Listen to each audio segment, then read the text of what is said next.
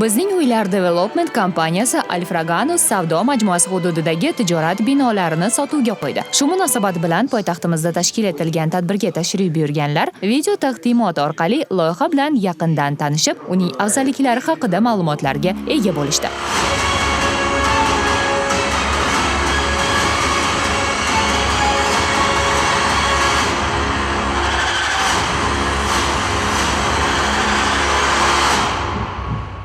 Alfraganus Markaziy Osiyoda birinchi qurilgan ochiq osmon ostidagi majmua bo'lishi kutilmoqda. Taqdimotga tashrif buyurgan mehmonlar majmuaning qanday bo'lishi haqida to'liq tasavvurga ega bo'lishdi desak ham mubolag'a bo'lmaydi. Sababi bu yerda majmua hududida barpo etiladigan kafe va restoranlar, savdo do'konlari hamda boshqa ko'ngilochar hududlarning maketini ko'zdan kechirish imkoniyatiga ega bo'lishdi.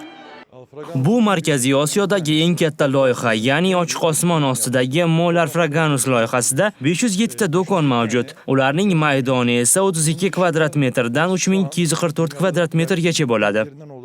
Knight Frank kompaniyasi ekspertlarining taxminiga ko'ra, ushbu majmuaga haftada 210 ming nafar odam tashrif buyurishi kutilmoqda. Alfraganus Akademiya tomonidan muvaffaqiyatli biznes yuritish uchun yana ko'plab sharoitlar yaratilmoqda. Bu haqda uning rahbari bizga ma'lumot berdi.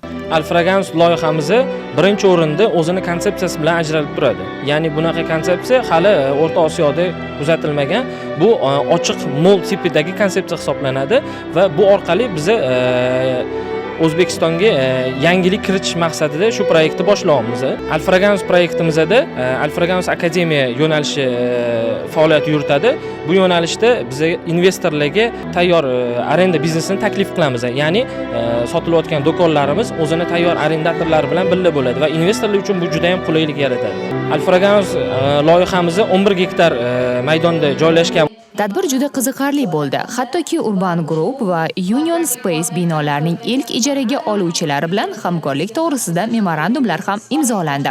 Shop Mix ile ilgili bak. Alfraganus savdo majmuasida milliy va dunyoda tanilgan brendlar o'zlarining mahsulotlarini sotish imkoniyatiga ega bo'ladi. Biznes yuritish uchun esa sharoitlar yaratishda ham milliy, ham chet ellik ijaraga oluvchilarning manfaatlari hisobga olingan. Xaridorlar uchun ham ko'plab sharoitlar yaratilgan. Markazga tashrif buyurish uchun 6 ta kirish joyi, 1500 avtomobil to'xtash joyi hamda sayr qilish uchun 1,5 kilometr uzunlikda yo'lkalar barpo etilishi ko'zda tutilgan. Bizning Uylar Development kompaniyasi vakillarining ta'kidlashicha, Alfraganus savdo majmuasiga kelgan har bir inson o'zi uchun kerakli narsalarni topishi aniq. Eslatib o'tamiz, poytaxtimizda tashkil etilgan tadbir davomida o'zbek estrada xonandalari hamda balet jamoalari tomonidan bir-biridan ajoyib kuy-qo'shiqlar va raqslar ijro etildi. Bu esa o'z navbatida tadbir ishtirokchilariga bayramona kayfiyat baxsh etdi.